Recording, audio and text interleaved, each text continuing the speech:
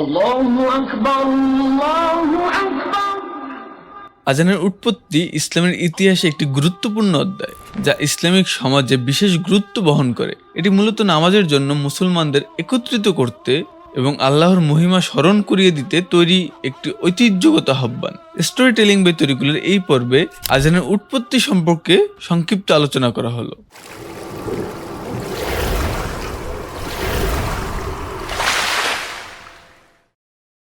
আজানের উৎপত্তি ইসলামের ইতিহাসের একটি অনন্য অধ্যায়, যা মুসলিম সম্প্রদায়ের একাত্মবদ্ধতা এবং আল্লাহর প্রতি তাদের আনুগত্যের প্রকাশ হিসেবে গণ্য হয়। মদিনায় হিজরতের পর মুসলমানরা প্রথমবারের মতো স্বাধীনভাবে তাদের উপাসনা প্রতিষ্ঠা করতে শুরু করেন, কিন্তু নামাজের জন্য কিভাবে সবাইকে একত্রিত করবেন এ বিষয়ে তারা চিন্তিত ছিলেন। প্রথম দিকে বিভিন্ন প্রস্তাব উঠেছিল, যেমন ঘণ্টা বাজানো বা শঙ্খ বাজানোর মতো, যা অন্যান্য ধর্মে প্রচলিত ছিল। তবে নবী মুহাম্মদ সাল্লাল্লাহু আলাইহি সাল্লাম সেগুলোকে অনুমোদন দেননি, কারণ ইসলামকে আলাদা ও স্বতন্ত্র পরিচিতির সাথে উপস্থাপন করতে তিনি ইচ্ছুক ছিলেন। এই চিন্তার মধ্যে একদিন আব্দুল্লাহ ইবনে যায়েদ রাদিয়াল্লাহু তাআলা আনহু স্বপ্নে আজানের ঘোষণা শুনতে পান, যেখানে তাকে প্রতিটি বাক্য আল্লাহর গৌরব ও একাত্মতাকে স্মরণ করিয়ে দিচ্ছে এবং নামাজের জন্য আহ্বান জানাচ্ছে। সকালে তিনি নবী মুহাম্মদ সাল্লাল্লাহু আলাইহি সাল্লামের কাছে আসেন এবং স্বপ্নের কথা বর্ণনা করেন।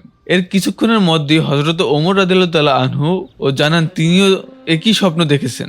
এই ঘটনাটি মহানবী হযরত মুহাম্মদ সাল্লাল্লাহু আলাইহি সাল্লামের কাছে প্রমাণিত হয় যে এটি আল্লাহর নির্দেশনা। অতঃপর নবী মুহাম্মদ সাল্লাল্লাহু আলাইহি সাল্লাম তার সাহাবী হযরত বিলাল রাদিয়াল্লাহু তাআলাকে এই বাক্যগুলো উচ্চারণ করে আজান দেওয়ার নির্দেশ দিয়েছেন।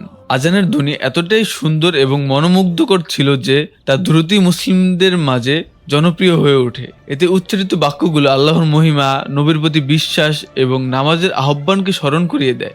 আজানের প্রচলন ইসলামে এমন একটি বিশেষ প্রথার জন্ম দেয়, যা মুসলিম জীবনধারার অবিচ্ছেদ্য অংশ হয়ে উঠেছে। আজান কেবল নামাজের জন্য একটি আহ্বান নয়, এটি আল্লাহর প্রতি আনুগত্যের ঘোষণা এবং মুসলিম সম্প্রদায়ের ঐক্যের প্রতীক। যদি ভিডিওটি আপনাদের ভালো লেগে থাকে তাহলে লাইক দিন, সাবস্ক্রাইব করুন আর শেয়ার করুন, যাতে অন্যরা উপকৃত হতে পারে। আল্লাহ হাফেজ।